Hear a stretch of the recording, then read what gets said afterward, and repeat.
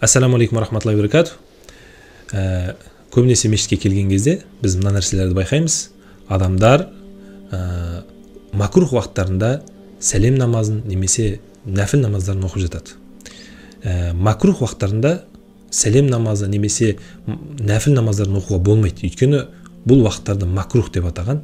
Неге? Өйткені тыйым салынған уақыттар. Оған мен сіздерге бір хадис алып келейін. Абу Саид аль-Худри радиаллаху анхудан жеткен хадисте ол айтады: "Сами'ту Расулуллахи саллаллаху алейхи ва саллям яқул: ла салата ба'да субхи хатта тартифи'a аш-шамс, ва ла салата ба'да ал-асри хатта тагиба аш-шамс." Равахул Бухари. Бухариде келген хадисте пайғамбарымыз саллаллаху алейхи ва саллям айтады: таң намазының уақыты кіргеннен кейін күн шыққанша ешқандай намаз оқуға болмайды дейді. Ла салата.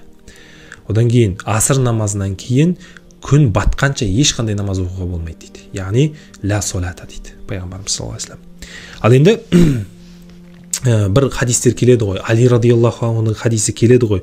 Пайғамбарымыз саллаллаху алейхи ва саллям рұқсат еткен ғой намаз оқуды. Аср намазынан кейін күн батқанша, күн батқан кезде емес, күн батқанша намаз оқуға рұқсат берген ғой деген хадисті алып келетін болсаңыз, ол хадис осыған қарсы келеді. Және де Амр ибн Абасаның хадисіне қарсы келеді. Мысалы, Амр ибн Абаса радиаллаху анхудың хадисінде бүйтіп келеді: "Сумма солли хатта тусалли ал-аср." Сен аср намазының уақытысына дейін кез келген намазыңды оқи бер дейді.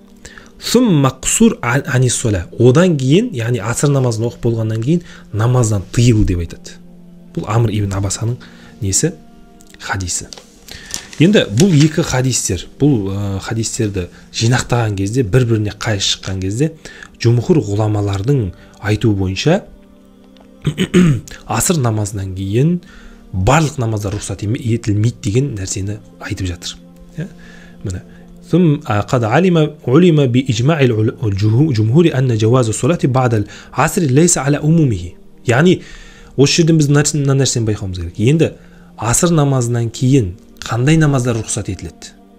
Али радиаллаху анхуда рұқсат етілген деген, ал Амр ибн Абасаның хадисінде рұқсат емес деген.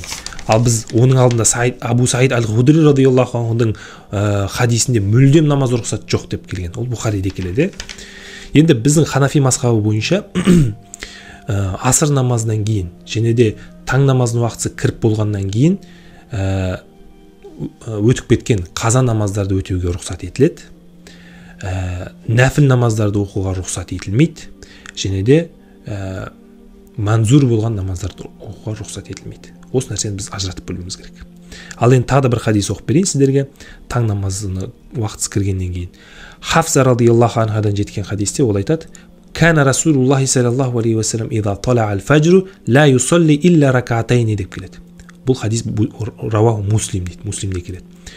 Кана Расулуллахи дегеніміз, естеріңізге сақтап алыңыздар, егер де хадисте келетін болса, онда пайғамбарымыз саллаллаху алейхи ва саллям әрқашан жасады деген мағынаны білдіреді. Пайғамбарымыз саллаллаху алейхи ва саллям әрқашанда таң намазының уақытысы кірген кезде тек қана 2 ракат намаз оқушы еді дейді. Тек қана. Яғни тек қана дегеніміз одан басқа ешқандай намаз оқымаушы еді.